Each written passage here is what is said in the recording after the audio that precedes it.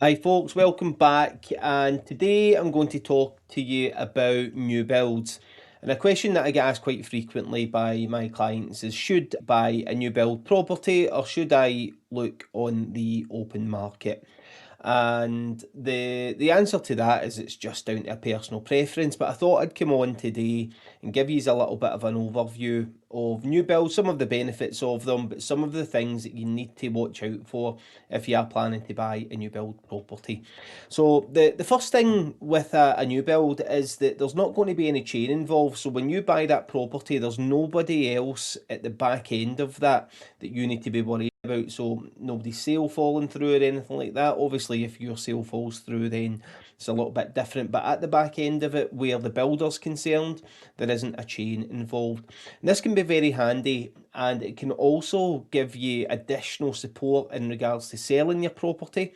Because what some builders will do is they'll do an easy move scheme, or they'll buy the property from you, or they'll list it on the market through an estate agent, through some of the schemes that they've got, or part exchanges. So there's options out there for you at this stage, especially with the new build and the incentives that's out there in the market right now.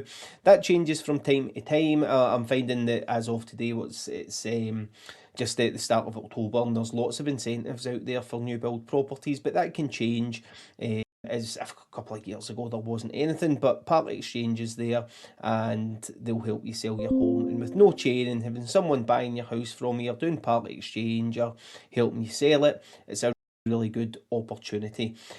Also with any new build property, you're getting your 10-year guarantee. So what this is, it's a 10-year structural guarantee that should anything go wrong with the property, then it's covered by the builder. So you've got that there. The workmanship in the properties is usually pretty good.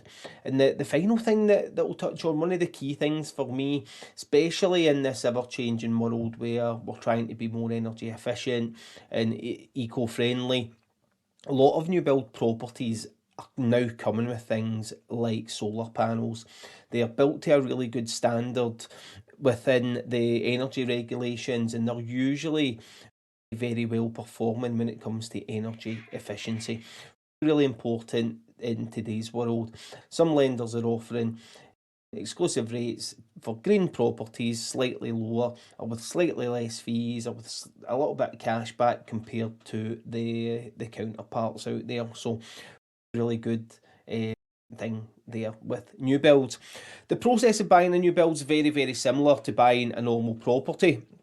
You would need to check to see how much it's going to cost you. That's the key thing. Make sure that you understand what your monthly costs are going to be. Once you've got that, check out how much you can actually borrow, because being able to understand what the costs will be, how much you could borrow, it's going to be the key taking you to the next step. Once you've done that, you can get your mortgage in principle.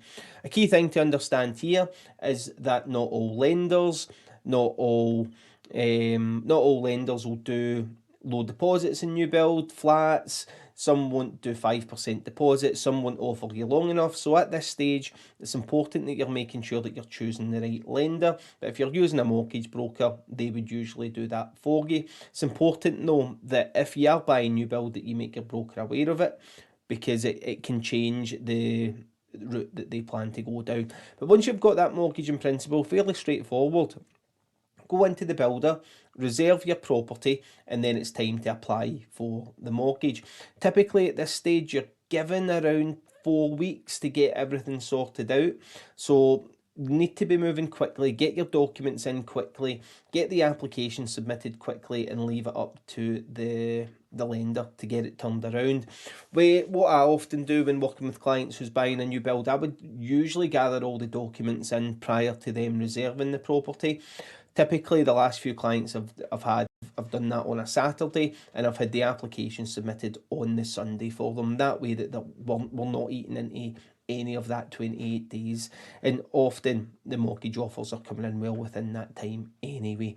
So once we get there and once we've applied for it, there's a few other things to consider. So mortgage offers when buying new build is key. So if you're buying a new build and it's not going to be ready for 6 months or 9 months or even a year down the line, you need to be making sure that the lender that you're using is going to offer this mortgage for long enough for you. Some lenders might only offer for 3 months, some might offer for 6. So if you're buying a new build that's in the development stages and it's maybe going to be 6 or 9 months down the line, you need to be taking that into consideration. But as I say, your broker would do that for you. So just a few things to touch on then to finish off. So we've got the entry dates, which I've touched on there. Insurances is going to be key when you're buying a new build as well. So when I'm talking about insurances, I'm talking about things like life insurance, critical illness cover, income replacement.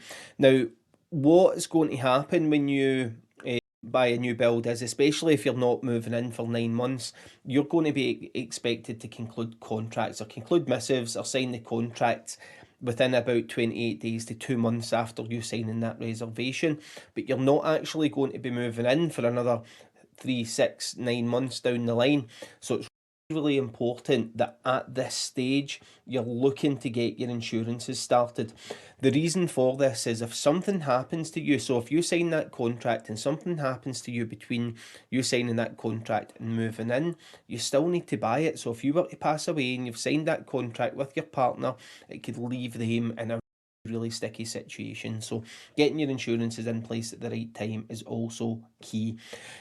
And really, that's about it. There's not much different from the process buying a new build is to buying on the open market. Just a few restrictions, but you get that on the open market anyway with different property types.